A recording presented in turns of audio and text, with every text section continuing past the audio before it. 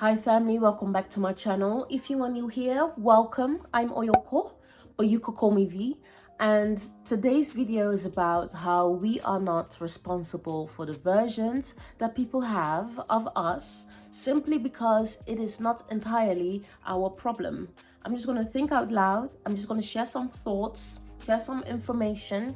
So if this is a topic that intrigues you, then by all means, stick around and let me know what you think afterwards in the comments, and let's start. So the reason why I think we are not responsible for the versions that people have of us is because it ties into the preconceived notions that people have, their assumptions, their own life experiences, their way of assessing the situation and the people in it based on their frame of reference. And there's nothing wrong with that. We all do this to navigate life, but it has its downsides. Making hasty decisions, conclusions, judgments can lead to problems if you see them as such. And I think it's just important to be aware of these things. Another thing, when I was doing some research and just reading here and there, I found lots of information about how we should not take other people's opinions too hard, or how to stop people pleasing, or how to stop worrying about what other people think of you. But I couldn't find much information on responsibility, on how we might take responsibility for the versions that people have of us that we cannot even control. Yes, we influence people every day through our voice, our appearance, our body language, our personality, everything about us. Also, we could try and make a good first impression, but are we really responsible for this image that this person has created of ourselves?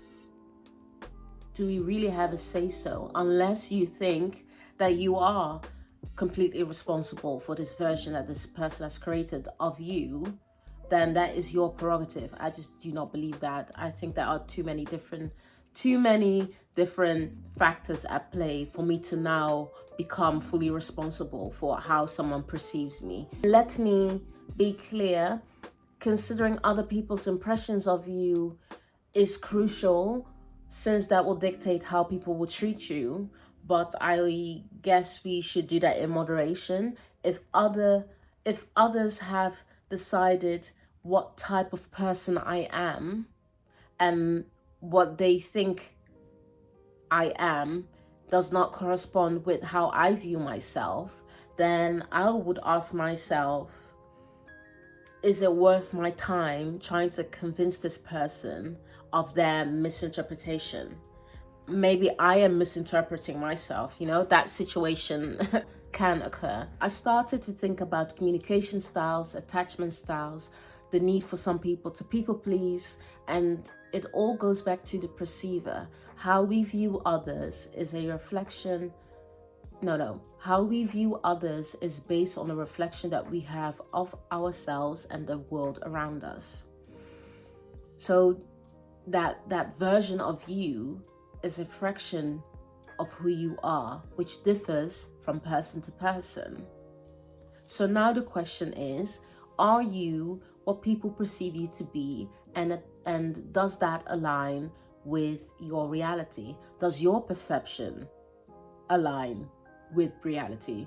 So let's say if I was a megalomaniac or a malignant narcissist, my perception of myself will not be what other people would describe or experience, for instance. So it makes it quite hard, I guess, to explore this topic because I can have a flawed view of myself. Yes, I can ask people how they perceive me and gain some insight, but I cannot trust that they can give me an unbiased answer, because I cannot eliminate their projections. I cannot eliminate, preconceived notions, anything that they have about me. So, and in most cases, people are unaware of this. So I cannot trust that their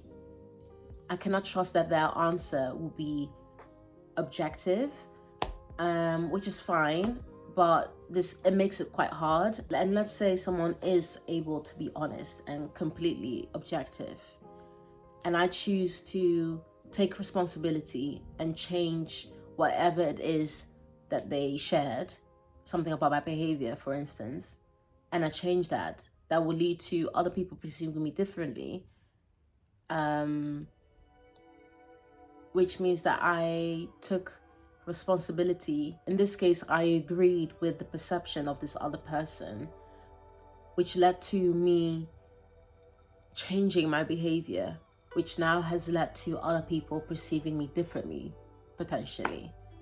I was intrinsically motivated to do something about it. I still do not believe that I have full responsibility for this image that someone has created in their mind, that I now need to cater to, because otherwise there might be some cognitive dissonance there, because it does not fit this image that they have of me, which then could lead to me pleasing other people because I want to keep up this image. No, I'm not going to do that. That's just long.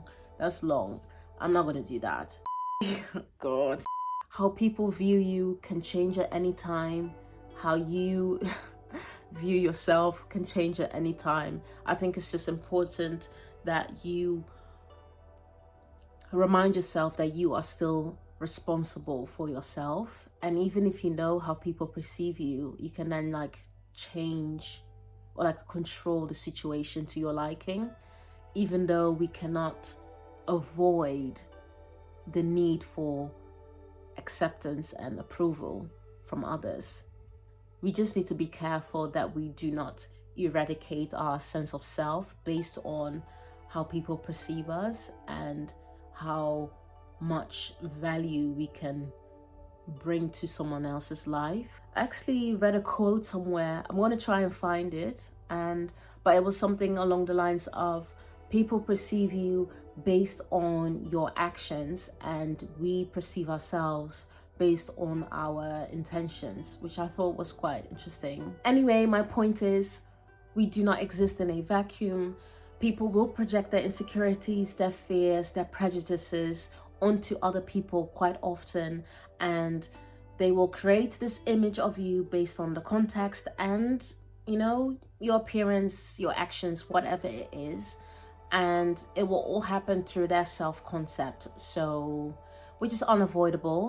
We see ourselves based on the understanding that we have of ourselves, so I cannot blame people or anything like that, but there are a few terms that came forward when I was doing some reading, so I wanted to share those with you, and I'll make sure to share some articles in the description as well, so you can go and read those articles, because I had some what's the word? Some insights when I was reading these articles, some not aha moments, but more oh, so that's what they've been doing to me, that kind of moment.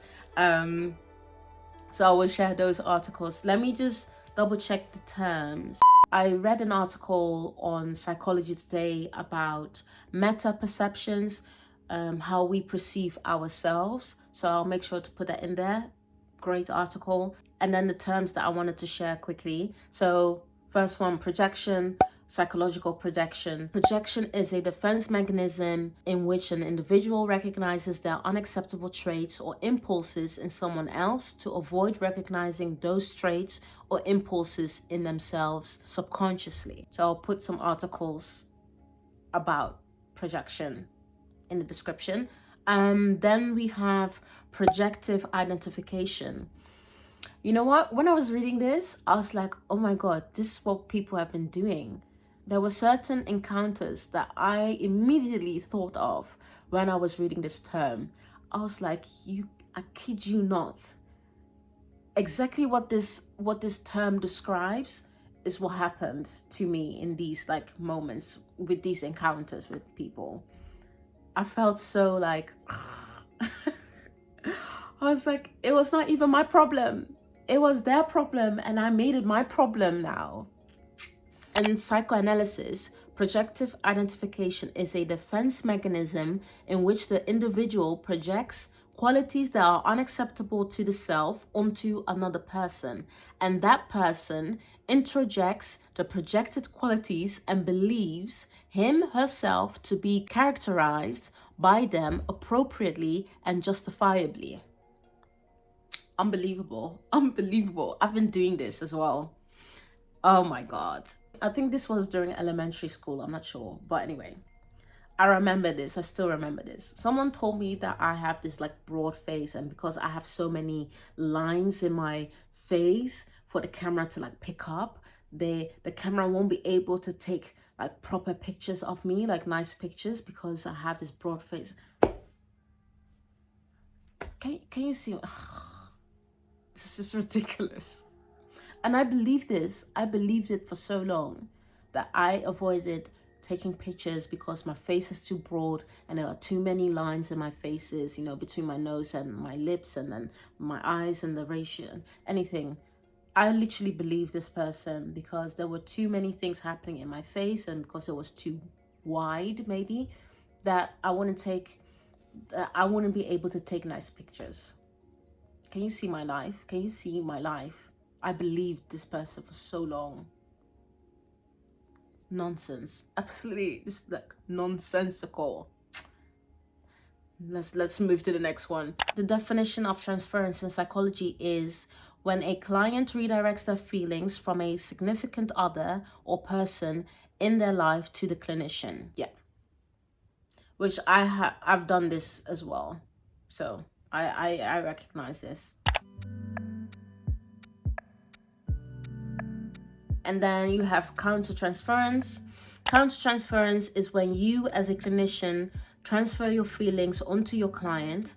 Often clinicians don't realize when this happens. The countertransference definition can be thought of as the clinician's response to the client's transference. Yeah, so conclusion of this entire video is not to make other people's problems your problem or other people's problems with the version that they have of you your problem. What I tend to do and still am doing is like making sure that I set healthy and clear boundaries, you know, still accept constructive feedback and apply constructive feedback, and yeah, that's it. That's basically it. Also, there is a short film called Countertransference, and it's exactly what it says. It's about that, and it's so funny. It's weird and awkward and funny. It's dark comedy. It's considered dark comedy. So if you're into dark comedy, then yeah, you can go and check it out. I'll make sure to find a link to that short film. It's 15 minutes, and I think it was directed by Madeline Olnick, I think. But I will put it in the description so you can go and check it out. But it was just so funny. It was so awkward and funny. It's getting darker, so I have to wrap it up. But conclusion is, don't make other people's problems your problem. Unless the problem actually needs to be addressed, then make it your problem. But choose wisely, be responsible for yourself, and, you know, choose whenever you want to be responsible for the version that people have created of you in their minds, and yeah, then go from there. So I hope you are well, I hope you go well, I hope you stay well, and I will see you in the next video. Deuces.